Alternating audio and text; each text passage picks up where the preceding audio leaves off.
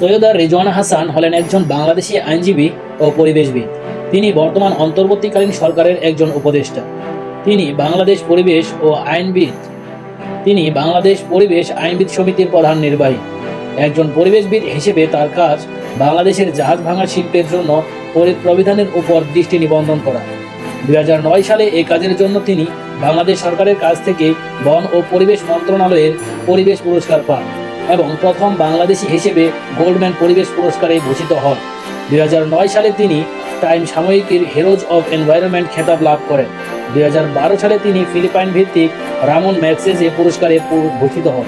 সৈয়দা রেজওয়ানা হাসান 1968 সালের 15 জানুয়ারি তৎকালীন পূর্ব পাকিস্তানের বর্তমানে বাংলাদেশ ঢাকার ধানমন্ডিতে জন্মগ্রহণ করেন। তার পিতৃনিবাস হবিগঞ্জের নরপতি হাভেলি নামক একটি বাঙালি মুসলিম জমিদার পরিবারে। তার বাবা সৈয়দ মহিবুল হাসান এবং মা সুরাইয়া হাসান। তিনি ভিকারুন্নিসা নূন স্কুল অ্যান্ড কলেজ থেকে মাধ্যমিক পাশ করেন। এরপর হলিক্রস কলেজ থেকে উচ্চ মাধ্যমিক শেষ করে ঢাকা বিশ্ববিদ্যালয়ে ভর্তি হন। বিশ্ববিদ্যালয়ে লোক প্রশাসন বিভাগে ভর্তি হলেও আইন বিষয়ের প্রতি তার আগ্রহ থেকে পরবর্তীতে বিভাগ পরিবর্তন করে আইন বিভাগে ভর্তি হন।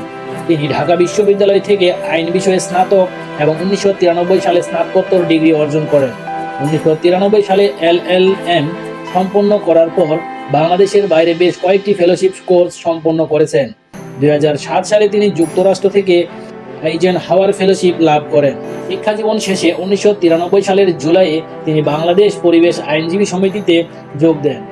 এক বছর আগে বেলা 1992 সালে মাত্র যাত্রা শুরু করেছে। এরপর 1997 সালে বেলার সংগঠক ও প্রধান মহিউদ্দিন ফারুক মৃত্যুবরণ করলে রেজওয়ানা কমনওয়েলথ বৃত্তির সুযোগ হাতছাড়া করে বেলার প্রধান নির্বাহীর দায়িত্ব নেন। বেলার হয়ে তিনি পরিবেশের ক্ষতি সাধনকারী নানা চক্র আর ব্যবসায়ীর বিরুদ্ধে প্রতিবাদ করেন। 1994 সালে ঢাকা সিটি কর্পোরেশনের মেয়র নির্বাচনের সময় প্রার্থীরা পুরান ঢাকায় অন্যায়ভাবে 1860 সালের পরিবেশ আইন লঙ্ঘন করে প্রচার কাজ চালাচ্ছিলেন। বেলার মাধ্যমে জনস্বার্থে আদালতে মামলা করে রেজওয়ানা একটি মাইল ফলক তৈরি করেন। আদালত এই কাজকে জনস্বার্থের বিপরীত বলে রায় দেয়। এরপর থেকে বাংলাদেশ নির্বাচন কমিশনের নির্বাচনী প্রচারণায় পরিবেশের জন্য হুমকি স্বরূপ এ জাতীয় কাজ বন্ধে উদ্যোগ নেয়। এরপর তিনি জাহাজ ভাঙা শিল্পের মাধ্যমে পরিবেশের বিপর্যয় ডেকে আনা ব্যবসায়ীদের বিপক্ষে প্রতিবাদ করেন। তিনি বেলার মাধ্যমে 2003 সালে জাহাজ ভাঙা ইয়ার্ডগুলোর বিরুদ্ধে প্রথম মামলা করেন। এই শিল্পে নিয়োজিত শ্রমিকদের কর্মপরিবেশের নিরাপত্তাহীনতা, শ্রমিকদের স্বাস্থ্য নিরাপত্তাহীনতা, এই শিল্প থেকে যথেচ্ছ বর্জ্য নিঃসরণ ইত্যাদির কারণে।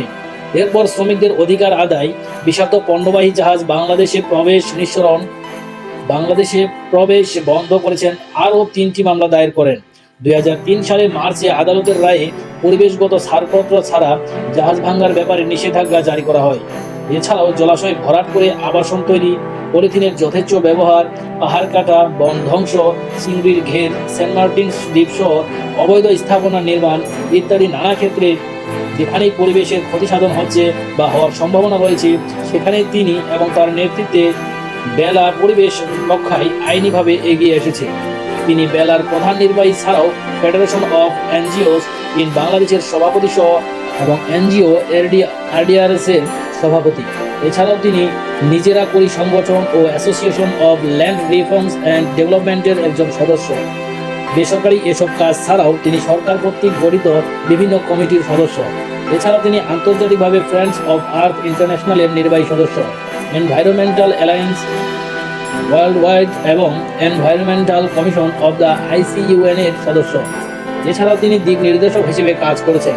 সম্প্রতি প্রতিষ্ঠিত South Asian network of environmental অ্যাক্টিভিস্টে 2024 সালে সচিবালয়ে সাংবাদিকদের সঙ্গে কথা বলেছেন সৈয়দা রেজওয়ানা হাসান। তিনি 2024 সালের 8ই আগস্ট বাংলাদেশের অন্তর্বর্তীকালীন সরকারের উপদেষ্টা হিসেবে নিযুক্ত হন এবং 9 আগস্ট পরিবেশ ও বন জলবায়ু পরিবর্তন মন্ত্রণালয়ের উপদেষ্টা হিসেবে দায়িত্ব পান। 2024 সালের 16ই আগস্ট তিনি প্রাণী সম্পদ মন্ত্রণালয়ের উপদেষ্টা হিসেবে দায়িত্ব পান। তিনি তার বিশ্ববিদ্যালয়ের সহপাঠী ব্যবসায়ী আবু বকর সিদ্দিকের সাথে বিবাহ বন্ধনে আবদ্ধ হন। তিনি 3 সন্তানের জননী, মেয়ে নেহলা, 2 ছেলে জাবির ও জিদান।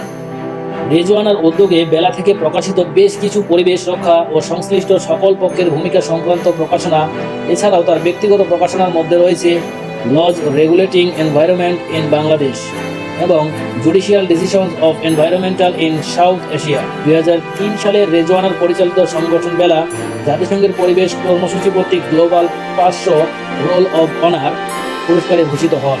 এছাড়াও তিনি 2007 সালে পরিবেশ পুরস্কার, 2008 সালে সেলিব্রেটিং উইমেনহুড পুরস্কার, 2009 সালে গোল্ডম্যান পরিবেশ পুরস্কার, 2012 সালে রামন ম্যাগসেসে পুরস্কার, 2022 সালে আন্তর্জাতিক সাহসী নারী পুরস্কার পান।